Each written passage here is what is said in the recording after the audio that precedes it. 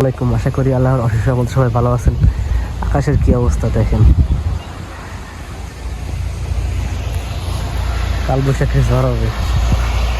সারা দেশে তো শুরু হয়ে গেছে, এখন আমাদের এদিকে বাকি ছিল, এখন শুরু হইতেছে আজকে।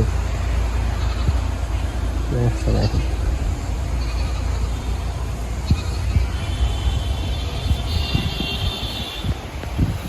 আজকে সকালবেলা যে ধানগুলো কাটা হয়েছিল আমাদের এই পাশে, যে দেখছিলেন যে নিচু জমিটা আছে আমাদের 28 ধানের জাত আর কি, যেটা সকালবেলা কাটা হয়েছে।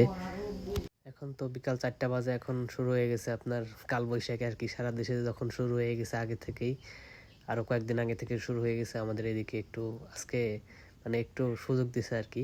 যাই হোক, আজকে বিকালবেলায় শুরু হয়ে গেছে কালবৈশাখী আর কি।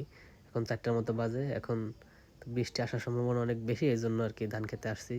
যে আর বিচলিত মনে হয় বাধা হবে না, কি হবে জানি না, দেখা যাক, এভাবেই নিয়ে যাই বাড়িতে, পরেরটা পরে দেখা যাবে।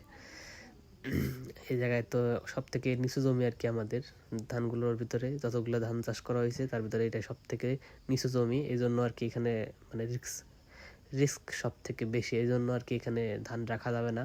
একটু বৃষ্টি হলে এই জায়গায় পানি হয়ে যায়, এই জন্য আর কি বাড়ি নিয়ে যাওয়া লাগবে, না হলে তো রাখলে সমস্যা হতো না।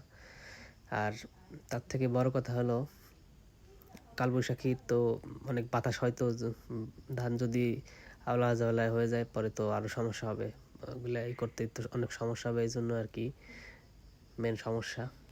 যত তাড়াতাড়ি সম্ভব এটা নিয়ে যাওয়া লাগবে বাড়ি ধানগুলা। আমাদের খেতে আসতে আসতেই মানে বাতাস শুরু হয়ে গেছে, কালবৈশাখী শুরু হয়ে গেছে। তারপরেও এখন শুরু হয়ে গেলে তো কিছু করার নাই, তারপরেও যত তাড়াতাড়ি সম্ভব নিয়ে যাওয়া লাগবে, এটাই হলো আমাদের এখন সব থেকে প্রধান কাজ। আর এখানে পানি হলে আর এখান থেকে ধান নেওয়া যাবে না।